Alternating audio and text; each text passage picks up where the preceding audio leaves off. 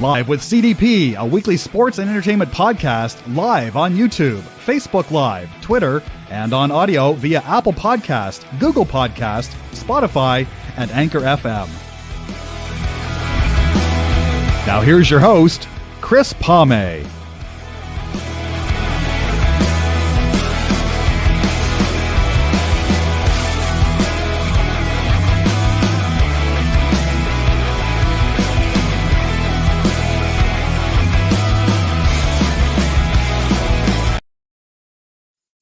Good afternoon, everybody. Welcome to Live with CDP podcast on this Friday, August 5th, 2022. And guess what? I'm not wearing a hat today, just for the first time on my podcast show. No hat, hatless Friday. People don't recognize me without my hat. Anyways, guys, I'm looking forward to my podcast today. This is season 4, episode 18, and my 183rd podcast show since March 2020. And I'm looking forward to my guest today. I hope I pronounced her name right. Lindsay Harle-Kadatz. She's a team health and brand performance consultant, and she's also a podcast host of Businesses Are People too, out in the Calgary, Alberta area as well. So I'm looking forward to speaking to Lindsay today about her career changes and having her own businesses and being a podcast host like myself. So just bear with me, guys, and I'll bring Lindsay on. Hi, Lindsay. How you doing? I'm good, Chris. How are you? Not too bad. It's been a busy Friday for me so far. Excellent. Excellent. Love it. So we're here today. Yes. How's your day been going? Can't complain. I mean, the heat wave finally broke. So like any good Canadian, I'm thrilled that we've got a little bit cooler temperatures here. I'm jealous because right now it's 29 Celsius. And then with the humidity, it feels like about 35 here. So about 100 right now. Oh, my friend, I feel for you. Yes, definitely. I'm not a fan of humidity anymore. Fair. So I say a perfect ideal temperature is about 24, 25 Celsius. With a slight breeze.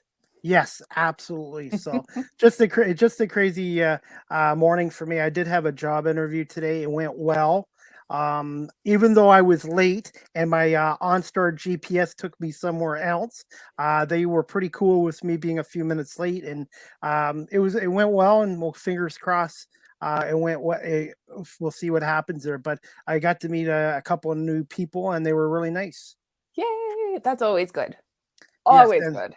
Yes, but this is just another lesson as well. Don't get me wrong, I'm a fan of OnStar and technology, but it's not always accurate. Sometimes they do make mistakes.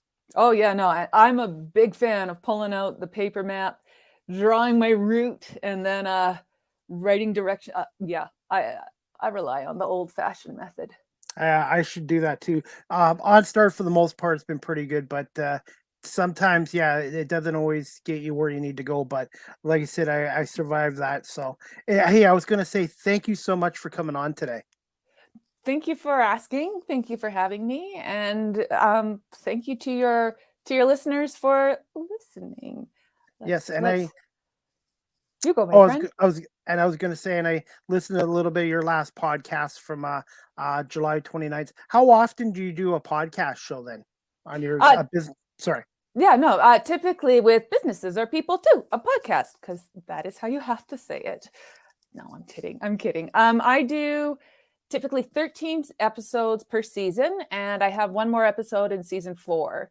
So so just a few, and they're good. They're fun. I've very much like you, I've brought on some amazing guests and have learned so much from the people I've had the honor of interviewing. And yeah, it's fun, and it's getting to know people's stories, their journey, and what are some little wee takeaways that they can have. And I put your podcast down here on my little ticker here. Yeah, thank you so much. I appreciate that, Chris. Have you used StreamYard at all, or do you use Zoom normally? Yeah, no, I record on Zoom, and then I'm just an audio podcast though. So then take the audio recording and upload it to Anchor, do my little editing and stitching it together, and then launch it live on Anchor, very much like you.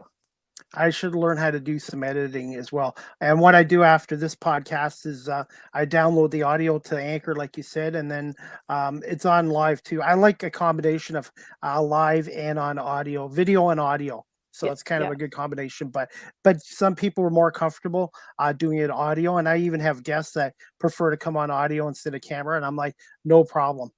yeah. No, for me, I personally started getting into podcasts when I took up running again, because I cannot run to music. It messes with my rhythm.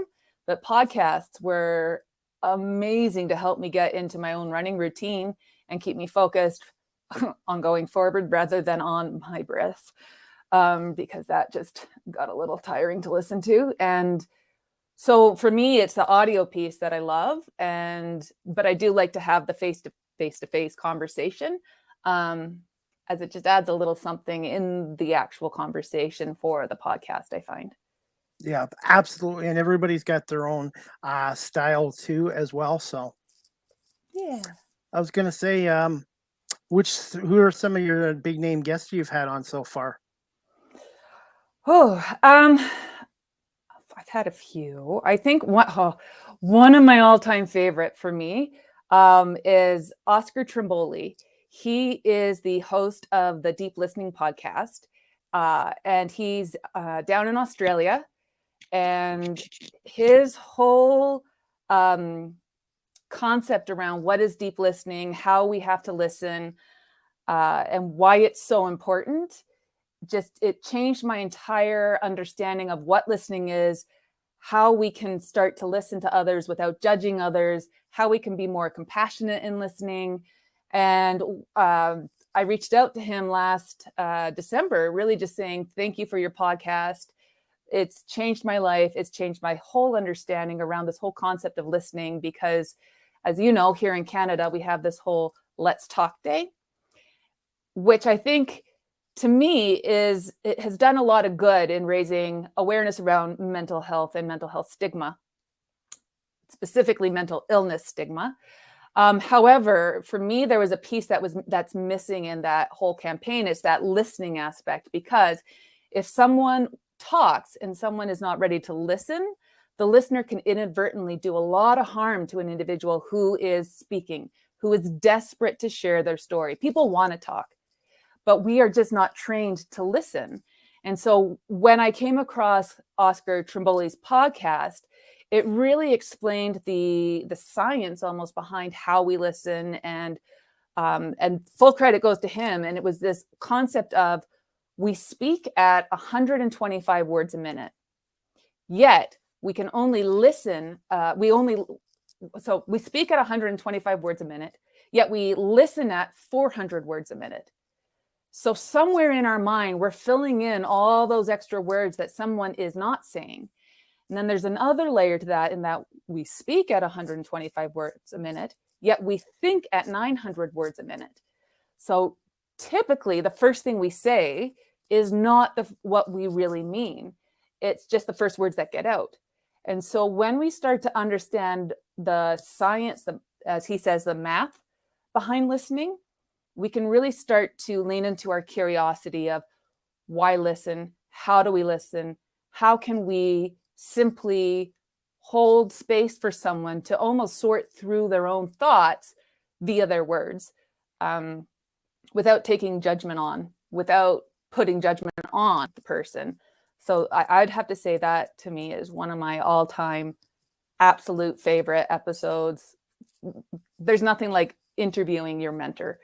And to me, that was just, you absolutely should meet your mentors. You should meet your heroes. Maybe not always, but in this case, because once I reached out to him, he reached back and just made the offer. Would you like to be on my would you like me to be on your podcast? Of which I peed my pants a little bit. And then I responded and said, absolutely, let's make it happen. And we did. So, yeah. Great stuff. And I was going to say, maybe Bell should call it Let's Talk Listen Day, because you made really good points about that as well. Everybody can talk, but listening skills is just as important as being able to talk. Yeah, absolutely. And like I said, I think that they've done a good job in starting to raise the awareness. However, if we're calling people to talk, we need to call people to listen and listen without judgment. And that's a huge part of my purpose. That's a huge part of my story. And yeah, I think that's why that specific episode on Businesses Are People Too, a podcast is so huge for me. It's just that it goes to the core of why I'm here and what I'm here to do. Yeah. And I was going to say, and when I first started my podcast, I wasn't very good. I couldn't get guests on. And then I kept working and improving. And then eventually I got a couple of my kind of broadcasting heroes come on in Jerry Howarth, who's a Blue Jays announcer for 36 years, retired. I thought I'd have no chance in hell of getting him on my show. And he came on and spoke to me for an hour and really liked my work. And then I had John Murphy, the voice of the Bills, on, and I've had a whole bunch, and it's just amazing.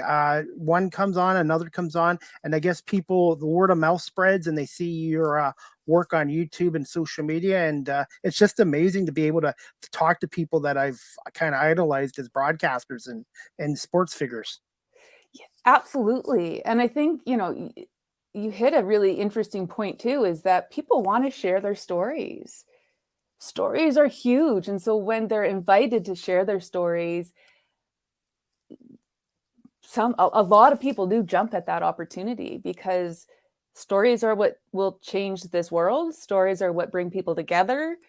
Stories just get people excited, right? Regardless of what industry, regardless of who they are, regardless of what level they're at in their own business or career, is the opportunity to connect via stories. It's so fun. It's so fun. And you know what? I was bringing this up with Joe Whitbread, who I had on last week from the Sylvan Lake Gulls. I brought this up with you. And he was saying everybody's got the stigma that social media and all this technology are all negative. But he goes, people need to look at the positive side of it as well. Mm-hmm. Absolutely. I completely agree. My husband and I were actually having this conversation this morning as well of, there's so much negativity that is put out there, because that's what sells. That's what brings in the clicks and all of that. However, it's when we purposely look for the good, when we purposely look for the connections, when we purposely look for those pockets of people who are wanting to spread positivity in a realistic way, that's so cool, because then you get to hear about all these different things across the globe that are happening. And you and I chatted about this last week, I believe, when, what did COVID do? Well, yes, we're not at all minimizing the horrific impact that it has had. However, plain and simple, it's one reason why you and I connected, because the individual that connected you and I met via social online community that would never have been formed had COVID not happened. And technology has had this amazing way of connecting people with their people right across the globe. And even this morning, I got up early and I was able to have a conversation with a friend of mine whom I've never met in person, but we connected again online during the pandemic. And we just have this beautiful conversation because they're your people. Yeah, absolutely. And I wouldn't have met Danielle if I didn't do Rogers TV work as a camera operator. So this podcast and doing volunteer work has changed my life with making contacts and also a lot of new friendships off of here as well. Yeah, Chris, I've loved, you and I've only known each other for a short time, and I have loved, in this short time, getting to watch the work that you do, how you connect, and just the joy and your willingness to put yourself out there and just try. And it's one of the most inspiring, beautiful human things. And I think that's absolutely to be commended. And yeah, you're awesome.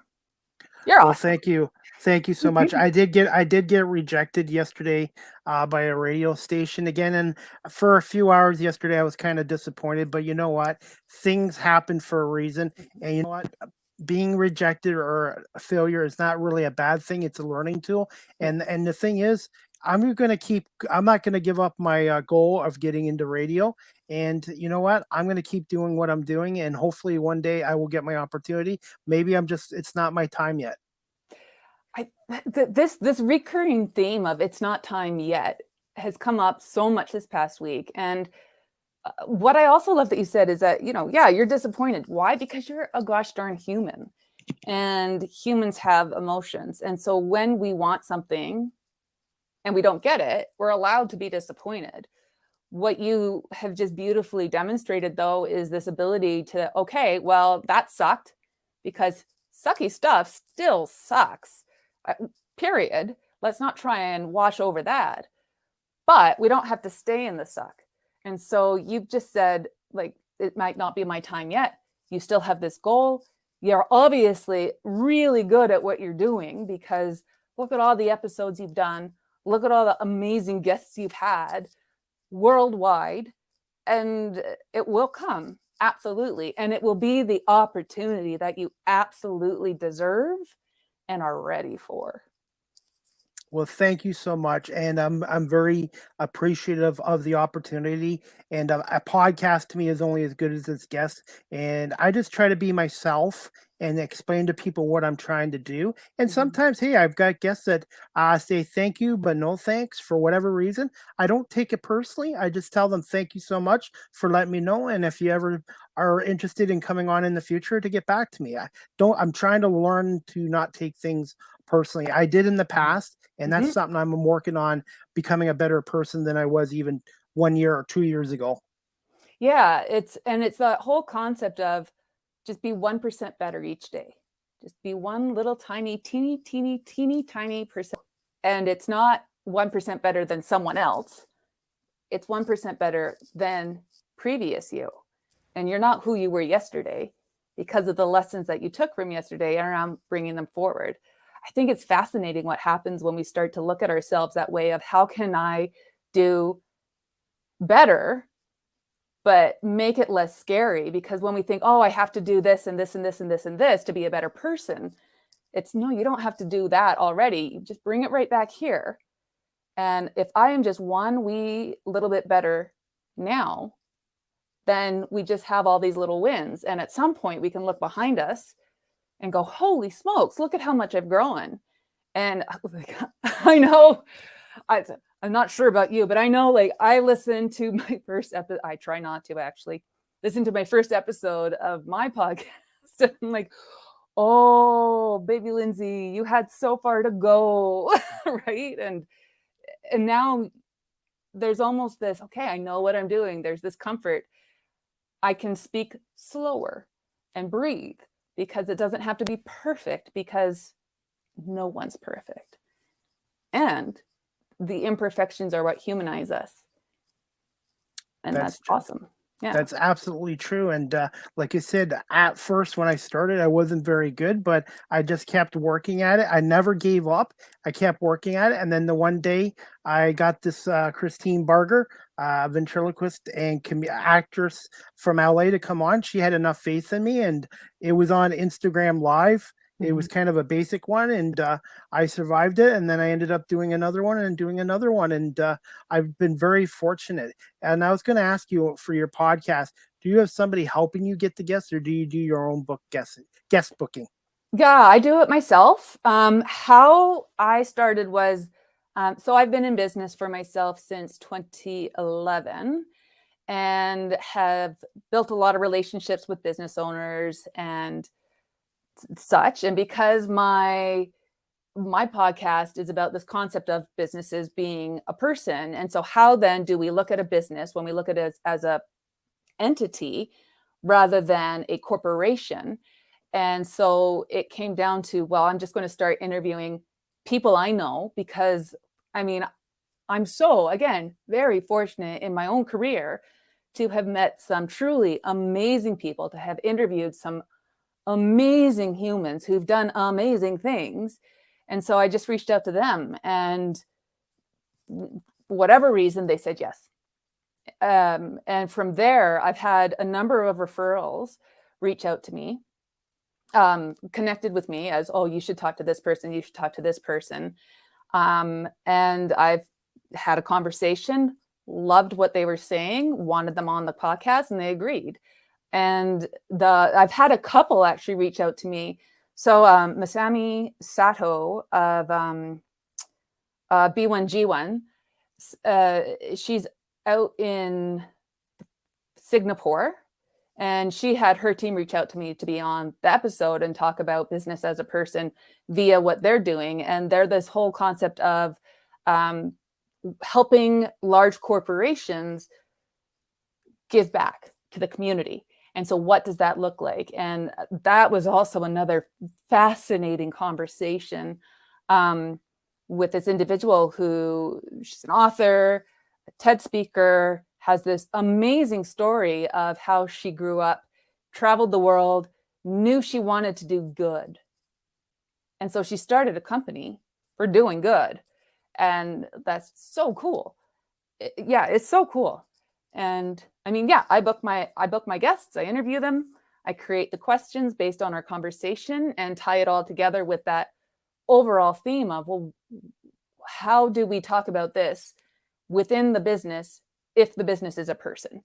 How does this change how a business can thrive? What does that look like? How do we look at it as a team, as a neural circuit? How do we see how everything integrates together so everyone within a business understands how they're connected? And that really became about this concept of that people, when I talk to them, seem to want to be a part of, because it's this deeper understanding of bringing our humans back into the business, which for so long humans have just been butts in seats or numbers.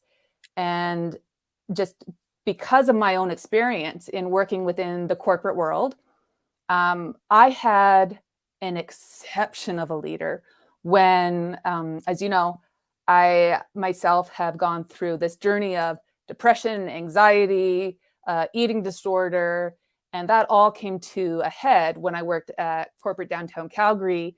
And my leader saw me, and she encouraged me and held me accountable in choosing my life and choosing to support getting the help of my life.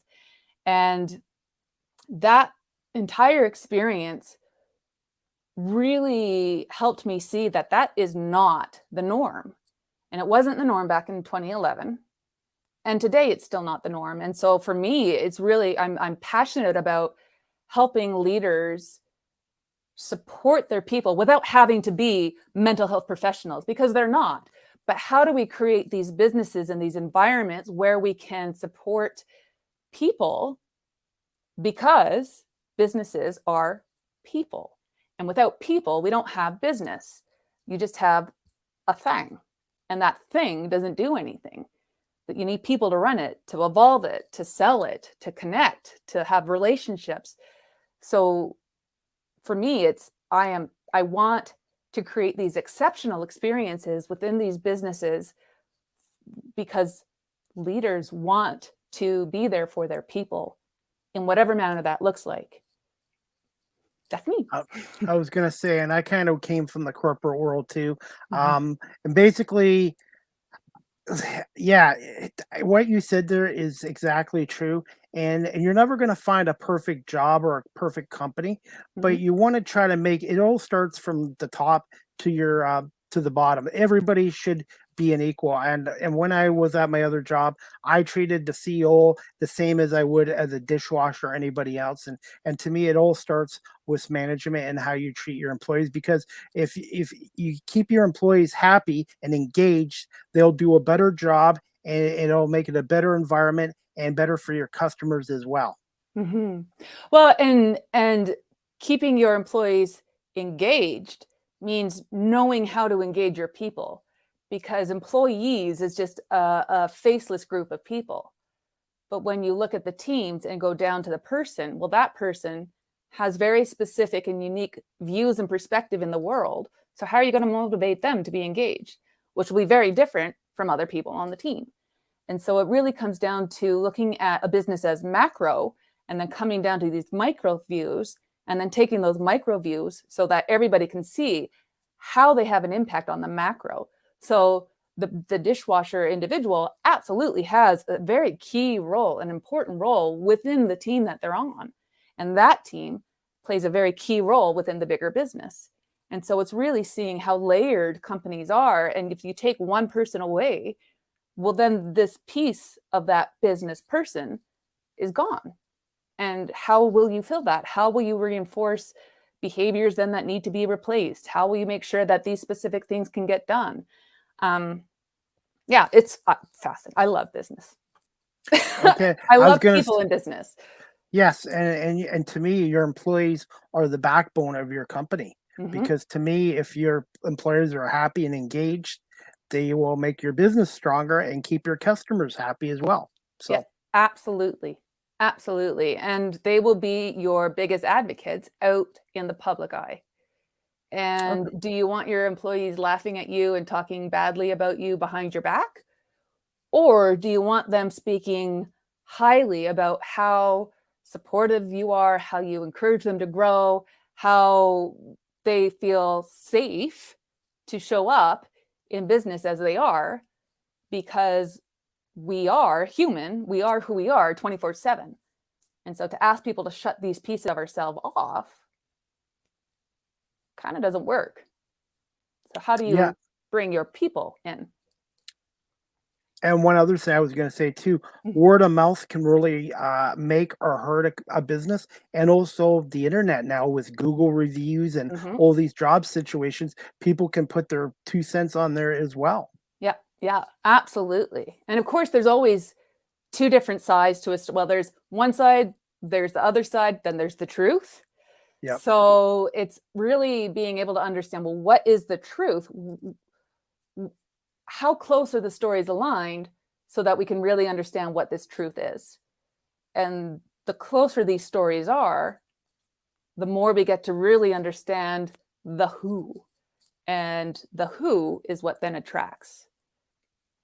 And so far with doing my podcast and media work, as much as I love doing it, if I had so many negative responses or attitudes towards me, I don't know if I can continue to keep doing this if it was a negative experience. Absolutely. I mean, I'm fully aware that people said yes to coming on to the podcast, not because they felt pity, but because they enjoyed having conversation with me. Because that's what it is, right? We're having a conversation.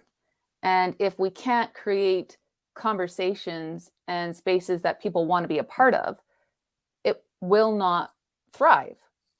So that's a huge kudos to you as well, is you stuck with this goal. Then you had this beautiful human take a chance, as you said. And from that, it just kept growing and growing and growing because of the experiences that you were creating for your guests on your show to allow them to share their stories, who they are, and make them comfortable doing so. That's a gift. Thank you. And it's called building a rapport too with your guests, because they've had some where they came on and they were kind of like, and then after 5, 10 minutes, 20 minutes, I just start talking to them in a relaxed manner. And then there's one subject with every guest I bring up with the guest, and they can go on for 20, 30 minutes on that subject as well. So gosh darn true. And I had a colleague reach out to me last week as she herself is starting a podcast. And she asked, well, what do you do if a guest doesn't really want to talk? I'm like, well, I don't think that's the case. It's just a matter of how do you make them more comfortable to talk? How do you encourage them to open up? And it's about those questions. And you nailed it with what topic will light them up so they almost can't shut up, right? Which is awesome because I have a client of mine and she is an owner of a cleaning company, and I interview her every month. And she says to me, Lindsay, I love talking to you because I get to talk about my passion for cleaning. And you wouldn't think it's a fascinating topic to learn about or to interview on every month. I love it because she's so gosh darn passionate about what she's talking about. Not to mention I've learned a lot about how to clean my own house. But it's just people get so passionate about specific topics for them. So lead them down that pathway. And that's absolutely how all that secret sauce to building rapport. Yeah, and also too, trying to be prepared for my podcast and to do a little research on my guests, try to find out stuff about them. And now, if I'm Mhm. not sure about a guest, what I'll do is I'll email them, message them, and just confirm or whatever, because I don't want to come on here and have misinformation. So that's one of the things I've been working on as well. Yeah, I think that's huge too. Is you're absolutely right. Is there's a nice nuance to having, natural conversations in podcasts, but that only happens when we do our own work behind the scenes. And so you taking the time to go and understand, well, who is this person? What do I know about them? So that I can just have a guiding question to them talk about this piece. It shows you're interested in who they are. And it's not about the podcast at that point. It's about the person. And that's Absolutely. huge. Yeah. Yeah. Eric Smith of the Toronto Raptors.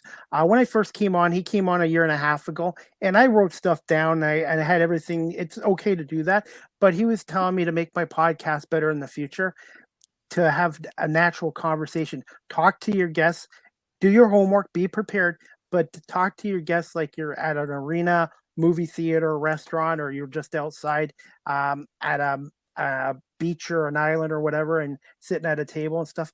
Natural conversation makes for better podcasts as well. Totally agree. Absolutely. It's be prepared, have questions, but also be adaptable and flexible for where the conversation takes you. And that's half the fun. And like I've had questions that I've sent to guests and we've got on the call and out the door those questions go because the conversation just naturally flowed into a whole other arena. And that's so fun because you just don't even know what's coming. And Absolutely. that's so fun. Yeah. Yeah, and my podcast is live with CDP Sports and Entertainment Podcast, but I'm trying to branch out a little bit too, and having guests like yourself. And then I had a gentleman named Miles yesterday on, who's a basketball player, but he's a full-time firefighter. And in June, he had a referee during a game have a heart attack and drop dead, and he saved him with CPR. I saw you right. Yes, I read your post on that. My jaw was dropped as I was reading that. Yep. That is phenomenal. Yes, That's and such a cool story. yeah, so he was great to come on my podcast, and he's going to be on CBS News on Sunday. And I said, as much as I love sports, Miles, I brought you on because I wanted you to be able to share your story with my audience in Canada, because just shows you it doesn't matter if you're a firefighter, a cop, paramedic, having first aid CPR, you never know when you can use it. And he had a great story to share. Well, and I think that also highlights that we're not just one thing in life. So he's a basketball player, okay, but he's also like we are such dimensional individuals, and when we get to highlight the different dimensions of ourselves, and particularly I would imagine for sports players, sorry, is that you're not just this one person. You're not just a basketball player. You're not just a hockey player. You're not just a football player. You're a full person with all these different avenues of personality and interests and likes. It just happens that this is your job. This is what you're doing for your career that you love.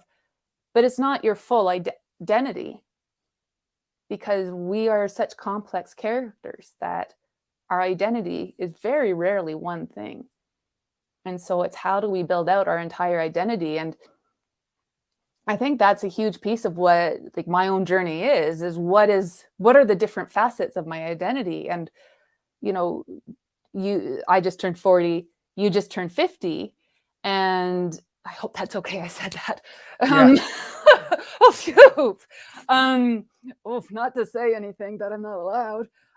But you've beautifully been so open with me about these different avenues of your whole self that you're identifying and the passions you're going after. And, right from when you came out of school and how you've started to really find these different pieces of yourself. And I think it's really cool. Yeah.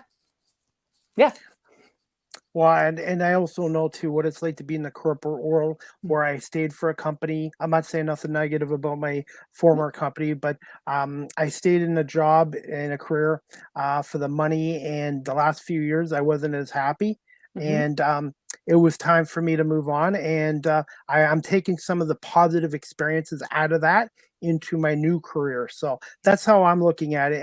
And for many years, I was negative and stuff like that, but the last couple years, this podcast and doing TV work with Rogers and my media freelance work, I've Yeah. completely changed as a person, and I feel like I'm more of a happier person and have a better attitude than I did years ago.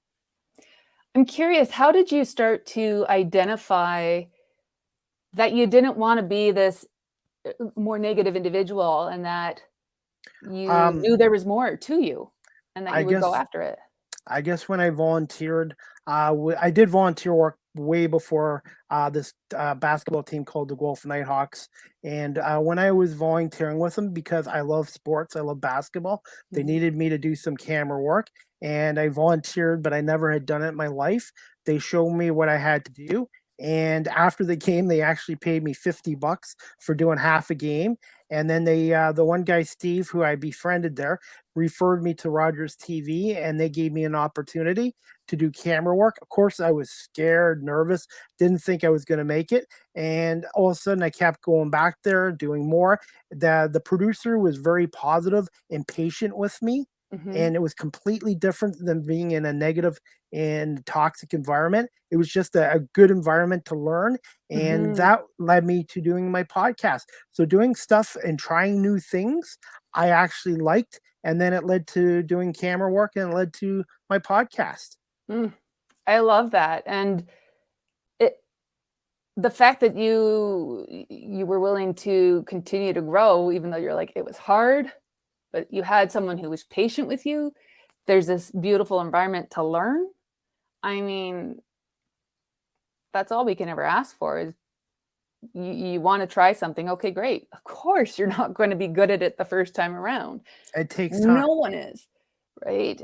Yeah. Even the greats, they're not perfect the first time around. It takes dedication, it takes getting up so many times and failing so many times to take all those beautiful, juicy lessons away and keep going, and I think that y yeah, you're an excellent, demonstration of that. You're an excellent example of that.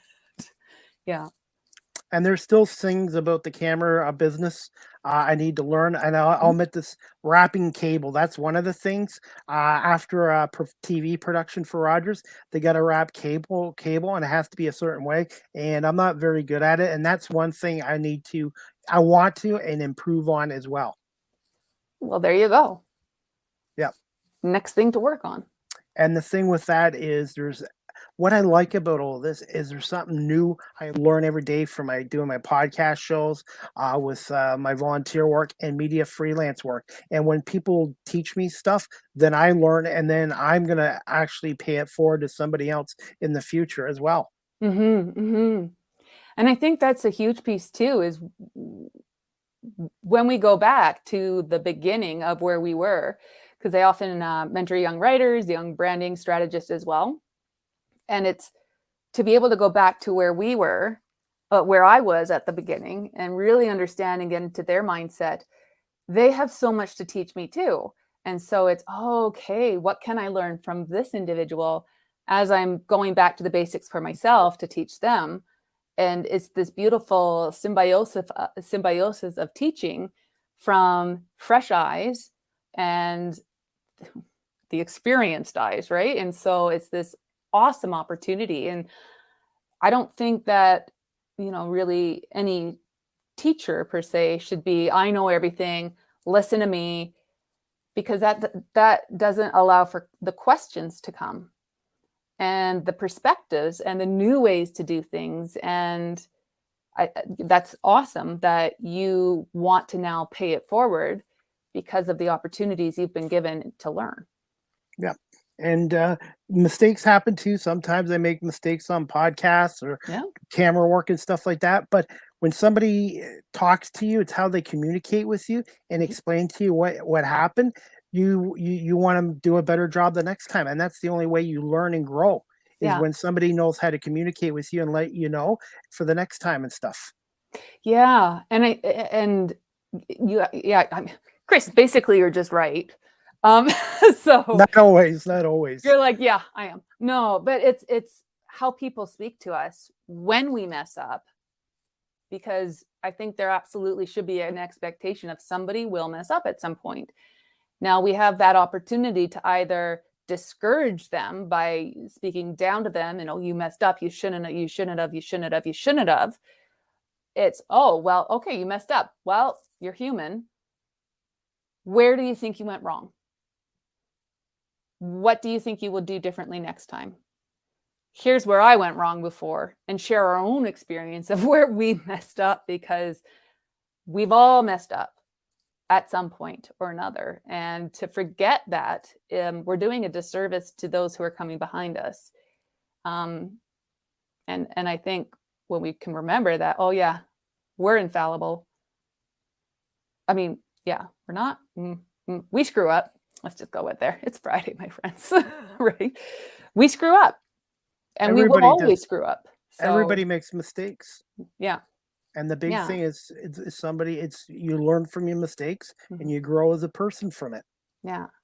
And you just don't want to put fear in someone's heart or mind when they screw up, to keep them from ever trying again, or from being so scared of failing that they then just stop trying.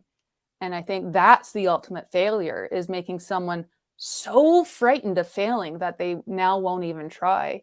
Because at least, when we fail, we know we've tried. And then we know we can try again. So if we can speak to people in ways that make it okay to fail, get up and keep going, that's huge. Okay. Huge. I was going to say, are you okay for a few more questions? Absolutely. Okay, this one I had to ask you. I could talk to you probably for 4 or 5 hours, but unfortunately, you probably got other errands to do tonight, and I also got to get my car tonight at 5. But this one I wanted to ask you, Lindsay, when did you decide to make a career change and start up your own businesses, and how much of a challenge was it when you first started up your own businesses? So I did not ever think that I would own my own business. I did not think that at all. I thought that my life was to be in the corporate world, to climb the corporate ladder, and then that would be my career, because that was what was modeled for me. So that's how I ended up in corporate Calgary. I was in a large accounting firm in their marketing department, had the clothes, had the shoes, had what was really the career trajectory that I thought I wanted. However, I was harming myself with this purging disorder that I had for a decade. Purging is a very small subset of bulimia, where you just purge everything that you eat, rather than binging and then purging. FYI, a little eating disorder, FYI for everyone. And I was severely depressed. I had anxiety. And that was when I had my leader support me and say, Lindsay, you're not coming in, but you're not sitting at home. You need to go to the doctor and then call me after. And I was held accountable to getting help. And just because of who I am, I, at that time, was fearful then of losing my job, because I didn't want to screw up. In that process, though, I was able to start doing my own inner work and discovered values on a deeper level than here's some fluffy statements, and realized that the corporate world was really never for me. I wasn't supposed to be in it. That polyester suit was never supposed to be mine. I am naturally quirky. Oh, shoot. Well, what am I going to do now? Well, fortunately, within my role, I had things that I loved doing, which was the writing and the editing, and my team members would always bring everything to me to edit.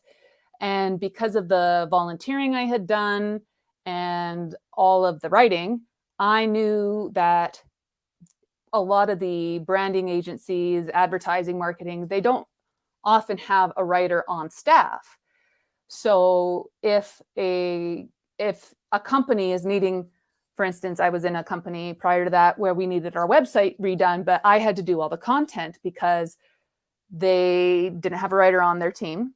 So they either rely on their clients or they bring in a consulting copywriter to do the content, which is then an additional cost. So I knew that, well, if someone doesn't have a strong writer, an online writer, because how we read online is very different than how we read in print, then the website will probably not do well, simply because you can have a beautiful website, but if the content sucks, people are going to click off very quickly because it doesn't make sense. So really, that was the start of it. Was I didn't decide. I just knew I couldn't go back into corporate for my own mental health and my own journey. So I just said, well, I guess I'll start a copywriting business now. And that was that.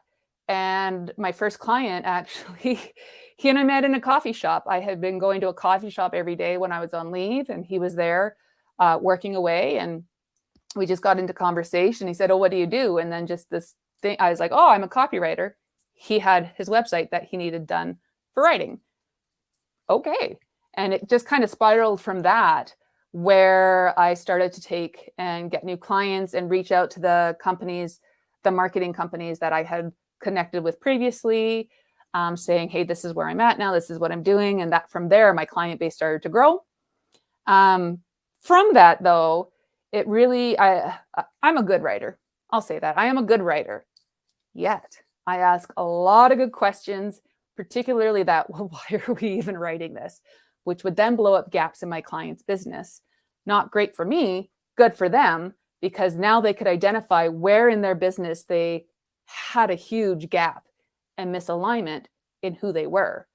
And that's what then led me into branding and the brand strategy of, well, who is this business? Who is this company? Why are we doing these things? And it then took me, again, down further into that path of values, because so many companies have these value statements that are so generic, that are so fluffy, that are just plastered on the wall, and no one understands, well, what the heck does that even mean? And so I started to ask my clients, when they gave me these generic values, I was like, well, what does that mean?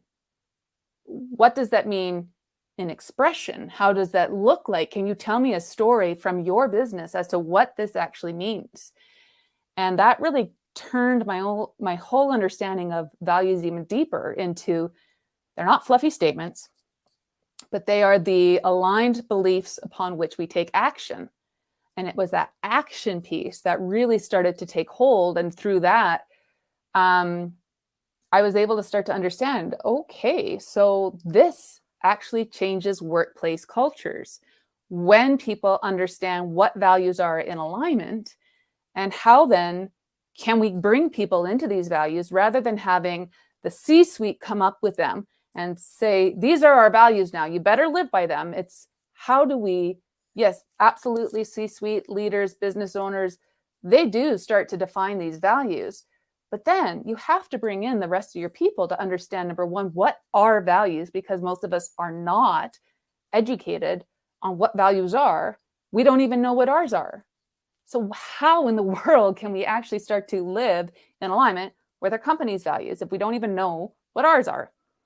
And that is really when I got my neural change certification to help understand, well, how do we start to do this? How do we start to really gain traction in action? And that goes back to working with people's understanding of what are values. What are the beliefs that are guiding them? Oops.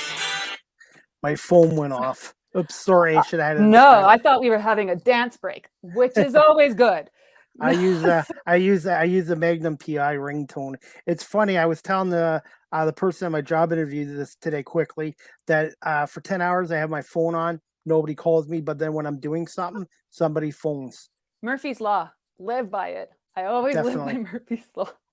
Definitely. So yeah. Are you okay for two more questions? And then I'm gonna have to I'm hoping maybe in the future I can have you back for part 2 because I really had more questions I wanted to ask you, but unfortunately I'm kind of pressed for time No, tonight. you So got to go get your car, my friend. Absolutely. I yes, understand. okay. Not that no, it's like I love talking to you and you sharing stuff with stories with you and why you changed careers and what led you to it, and that's great stuff, and I really appreciate this one. I wanted to ask you, what do you enjoy the most about starting up your own businesses, and what were some of the hardest aspects when you were getting into it? Um, it's almost the same thing. So I hate sales. I'll say that. I still to this day often have I struggle with making the ask. Um, However, when it was explained to me or and I started to understand more that sales is just about having conversations and building relationships, and if it's the right company, the right individual, then the sale will happen. But don't ever put that first. And so that really changed my understanding. And the most like what I loved about it, what I thought I would love about it is like ooh, I'm writing, I'm so focused. Oh, this is fun. I get to sit in coffee shops, but that's not it. It's the conversations, the getting to chat with people and learn their stories and, even asking questions of people and then them starting to recognize their own awesome, their own uniqueness. And you see these light bulbs go off in them of, oh, I guess that is pretty cool about me. And almost being able to hold up this mirror of see how awesome you are, see how amazing you are as a human.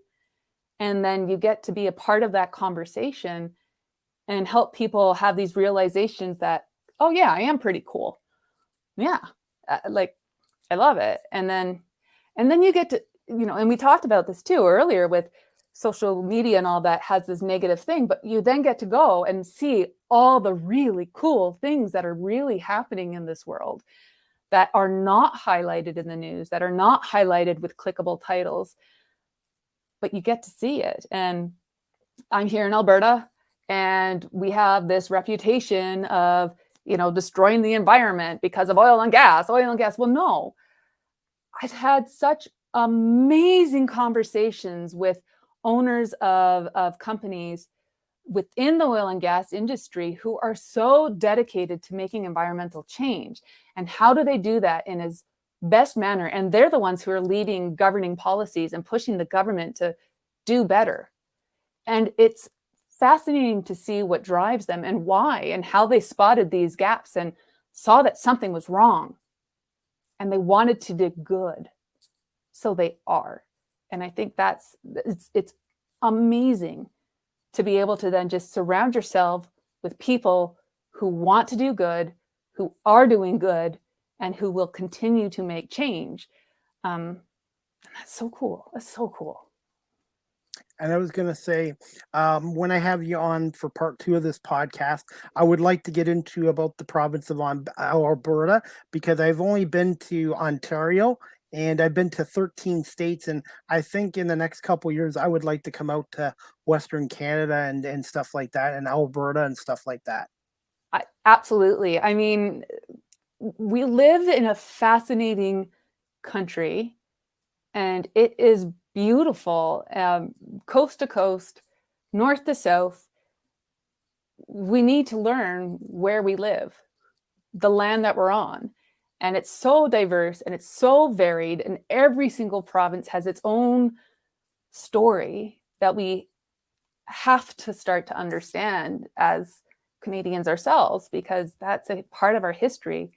And yeah, that was one of my funnest things, was driving across the country with my mom. And beautiful, Cool. just beautiful. Cool. Yeah.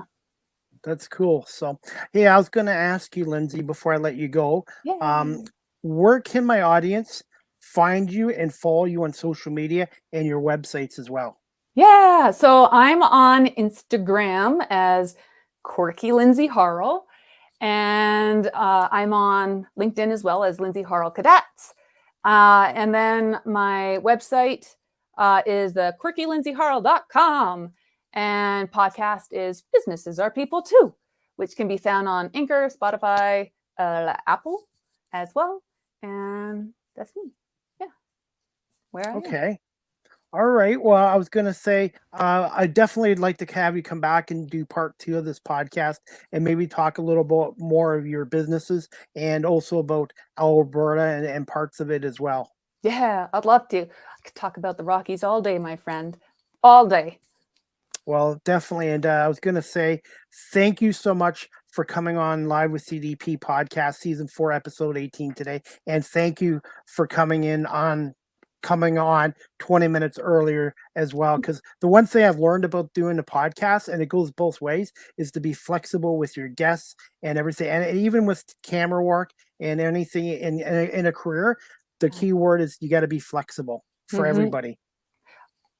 Yeah, period. And I mean, I appreciate you so much for asking to have me on, and I hope I've added a little bit of something for your listeners. So Yeah, thank you. yes, you're welcome, and you have, and definitely, like I said, I'd like to have you on, and again, maybe in a couple weeks for part 2, and we'll get Yay. into more about your curve changes and your other businesses, and just talk about a little bit about Alberta and Calgary and stuff like that, like kind of like a province podcast.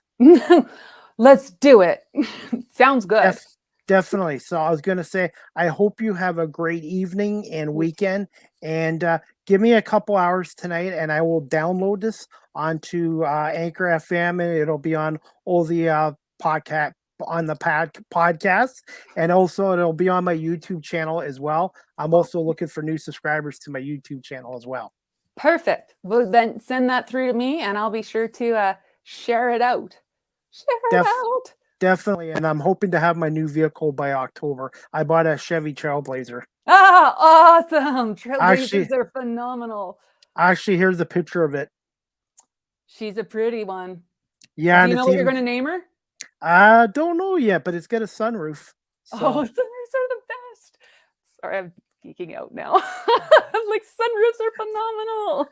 Yes, as long as they're not done by some geniuses who are doing it. If it's done by the dealership, the factory, then that's fine. But I've had ones where somebody tried to do it themselves, and I had nothing but issues with leaks in my car. Oh dear, yes, yeah. Well, let's not have that be the case here, my friend. Definitely, and like I said, I'm looking forward to having you on again for part 2, and I will definitely send you all the links later tonight as well. Thank you so much, Chris, and have fun picking up your car and drive safe. Thank you so much, and we'll talk to you soon then. Yay, sounds good, my friend. Thanks, Lindsay. Have a great night. You too. Take care. Bye. Anyways, guys, I hope you enjoyed my podcast today with Lindsay Harle-Kadatz. She's a team health and brand performance consultant and a podcast host of businesses of people too. And I'm going to try to have her come back maybe on it in a couple weeks, and we'll do part 2 of this podcast show. I feel bad because I wanted to ask her Lindsay a few more questions tonight about her career change and her new businesses, but unfortunately I got to go and get my vehicle that was in for some services as well. So we need her vehicles as well. So again, I want to say thank you to Lindsay for coming on. And my next Live with CDP podcast, season 4, episode 19, will be Monday, August 8th at 9 o'clock Eastern. My guest is going to be Eric Freeney. He's the public address announcer for the NHL's Detroit Red Wings. So Eric's going to talk about his career as a public address announcer for the Red Wings. He also did some PA work for the Toledo Mud Hands of the AAA International League as well. So if you're a Red Wing fan, hockey fan, tune into my podcast this Monday night, 9 o'clock Eastern, with Eric Freeney, the public address announcer for the Red Wings. So I'm looking forward to that as well. And anyways, guys, I want to say thank you to everybody watching this podcast live on my YouTube channel, Facebook, Twitter, and later it'll be downloaded to all my audio platforms. Just give me 1 second. I'll just put it right here. Live with CDP, the audio version will be downloaded to Google Podcasts, Anchor FM, Apple Podcasts, Breaker, Pocket Cast, Radio Public, Spotify, Castbox, and LinkedIn. And also, you guys can follow me on TikTok at Live with CDP on TikTok as well. That's about it, guys. Again, I want to say thank you to Lindsay Harle-Kadatz for coming on today and speaking about her career change and being a part of the Team Health brand performance consultant and her podcast show Businesses Are People Too. I'll just put that on here before I wrap up my podcast right here. You can check out her website, therightharle.com/about. And you can also check out her website, quirkylindsayharle.com. And you can also check out her podcast on Anchor FM/Businesses Are People Too. So Anchor.fm, Businesses Are People Too. So, all right. That's about it, guys. Again, I want to say thank you so much to Lindsay Harle-Kadatz for coming on. And we'll see you guys this Monday night, August 8th at 9 o'clock Eastern with Eric Franny, the public address announcer for the Detroit Red Wings at Little Caesars Arena. So I hope everybody has a great Friday night and weekend. And go Argonauts. They're going to beat the Hamilton Tiger Cats 28-25 on Saturday night at BMO Field. 7 o'clock kickoff on TSN and TSN 1050. So that's going to be a huge game as well. All right, guys, got to get going. I'll see you guys Monday night for the next edition of Live with CDP podcast at 9 o'clock Eastern with Eric Franny from the Red Wings.